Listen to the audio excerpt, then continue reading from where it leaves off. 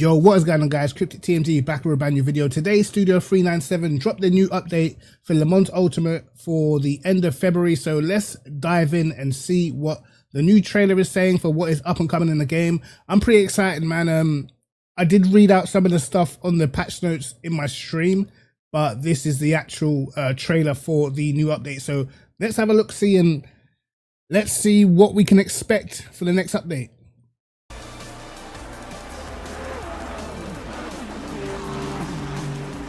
Hello again. You're just in time for another Le Mans Ultimate update. A year ago today, as of the release of this video, we launched Le Mans Ultimate and started the early access journey.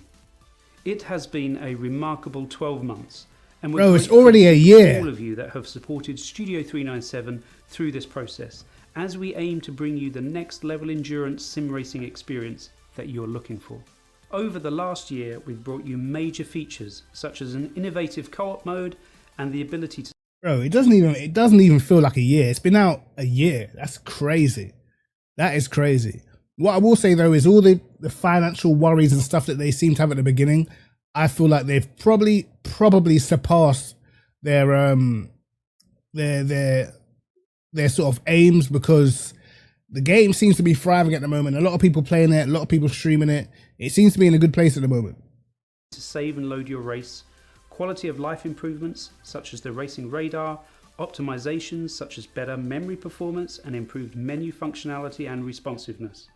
We also delivered much of the 2024 season content.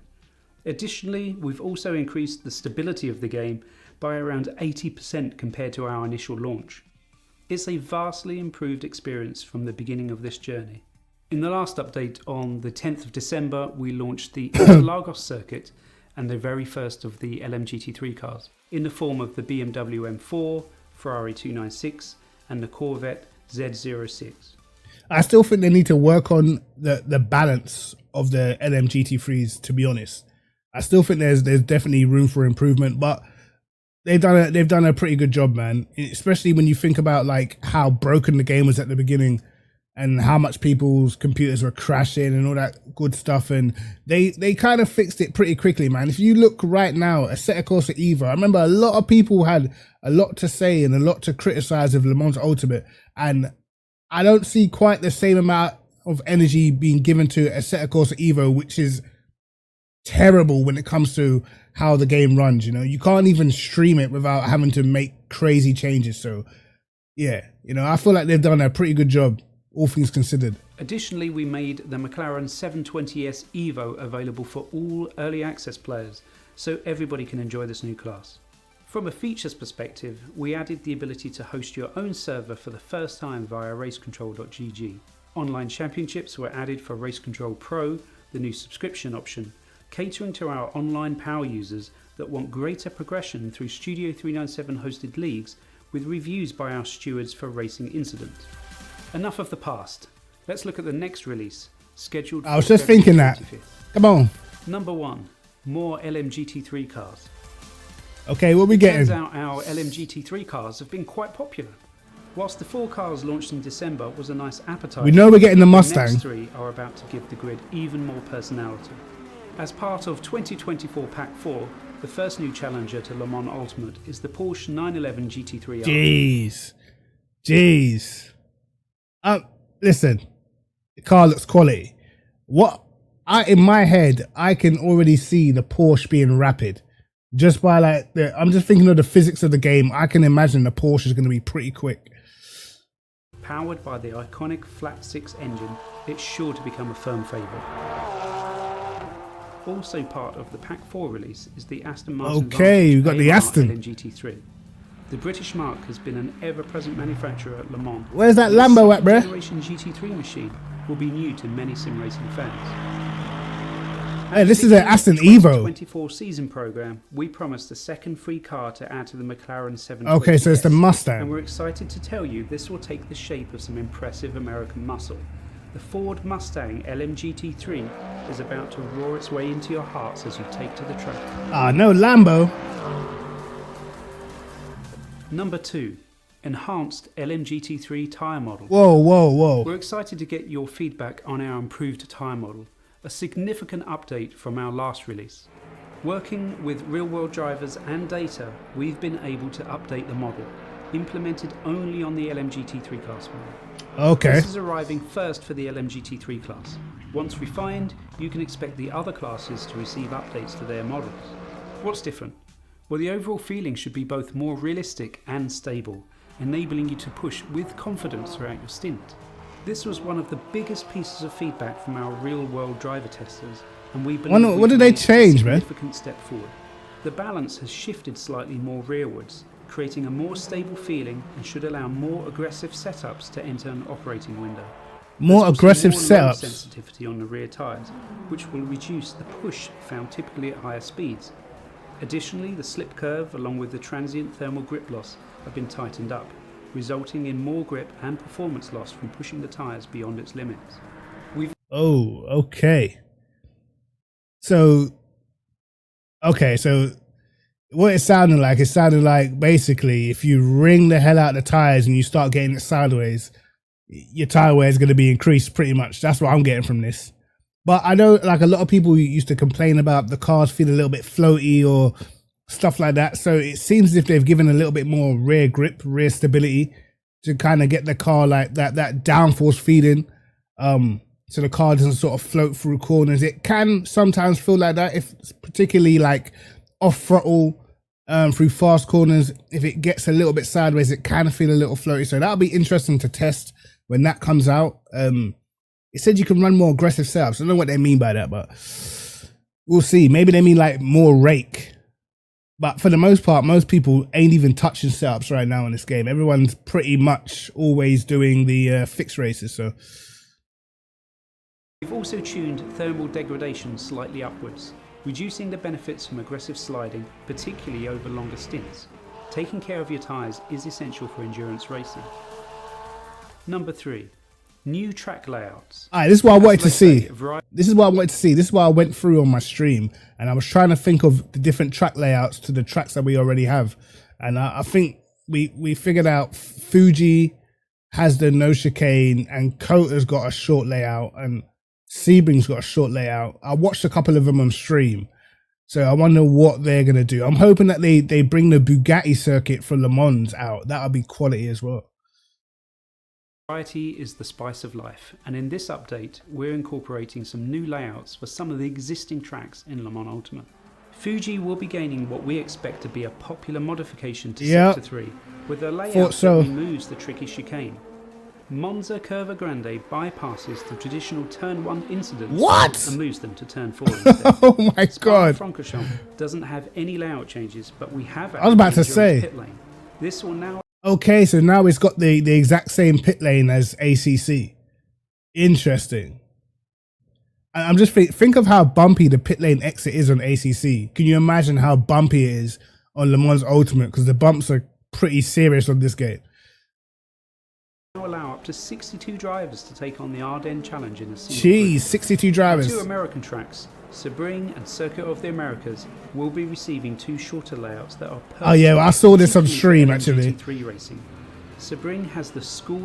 Yeah, I saw this on stream. Someone was telling me that Sebring and Kota has short layouts, and I tried to go through some videos, and we watched a couple videos, and we could see the different layouts. I think I've seen this one and the Kota one, because Project Cars also had this short version of Kota as well. So it looks as if it's the same track that I researched. Layout that cuts through following Turn 1 back into the normal Sector 3. Meanwhile, Kota sees racers cut through from Turn 6 onto the back straight. Bahrain has the largest number of new variable layouts, with the endurance layout the new longest option to race at, which is not to be confused with the default Grand. Bro, this was the layout.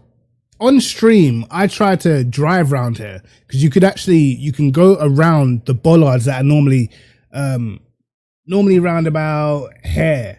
And I drove around because I remember in 2010, F1 used a different layout completely. And I think it's this one. I think it's this layout that F1 used. I wasn't exactly sure where they went, but I drove around, and you can actually use a lot of this track. You just have to drive around the bollards. But yeah, I literally, I remember this track, man. F1 2010. If you go watch the highlights to the Bahrain race in 2010, and I'm sure that is the endurance layout. Different from the layout they used in 2020. Grand Prix layout used in WEC.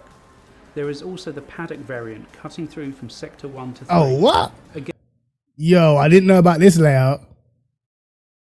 Yo, Bahrain's got mad layouts, bro.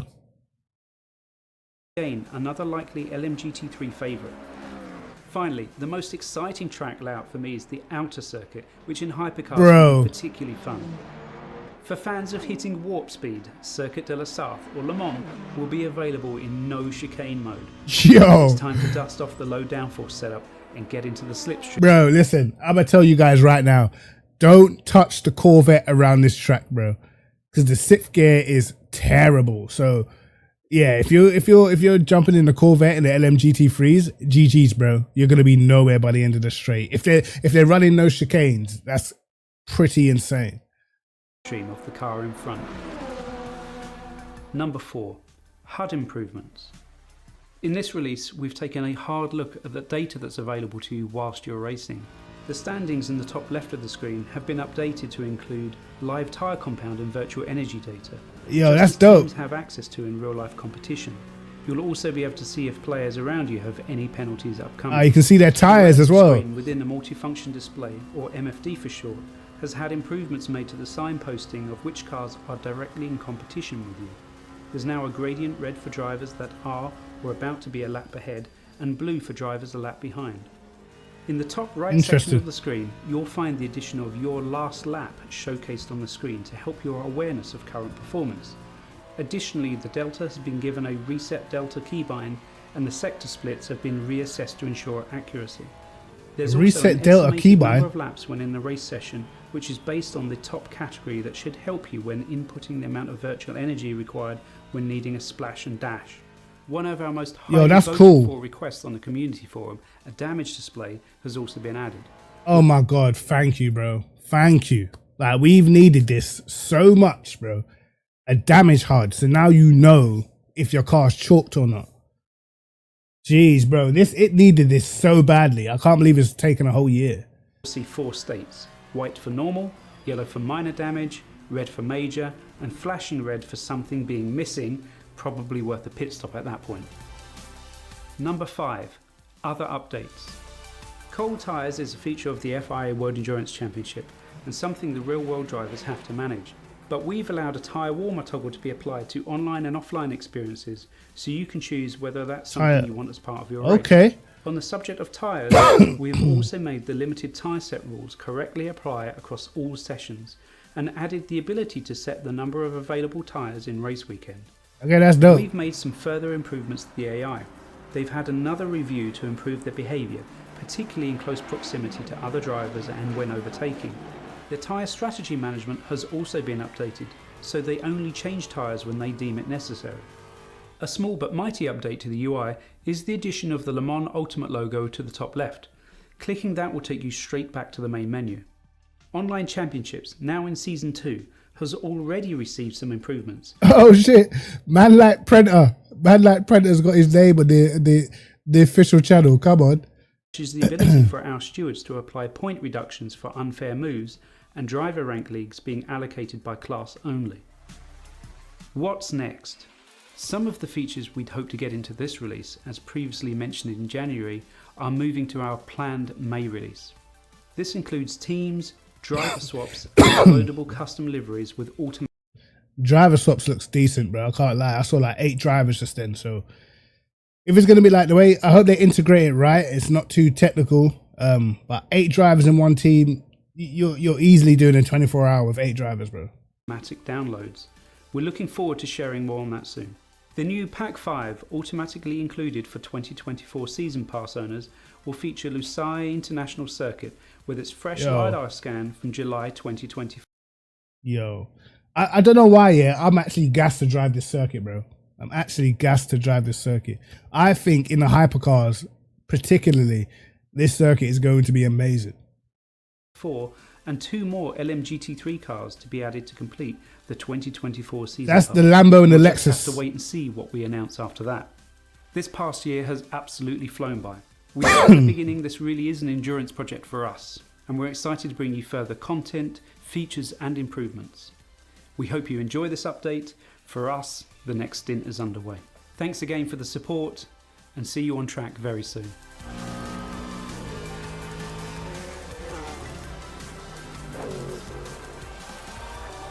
Boy, I like some things that he said at the end there, man. So that's the 25th of February, bro. So there's gonna be another pack 5. I believe pack 5 is gonna be in like May or something like that. Yo, I don't know. Listen, I like some of the stuff that I heard, particularly the whole you have to wait and see what's gonna come next. So you know, I'm hoping that they're going to introduce even more DLC after the latest one drops, or after the next one that we're expecting drops. I would like to see more DLC after that, but we shall see, man. But anyway, guys, tell me what you think in the comment section below. CryptoTNG, like and subscribe, hit the notification bell to catch my videos first, and peace.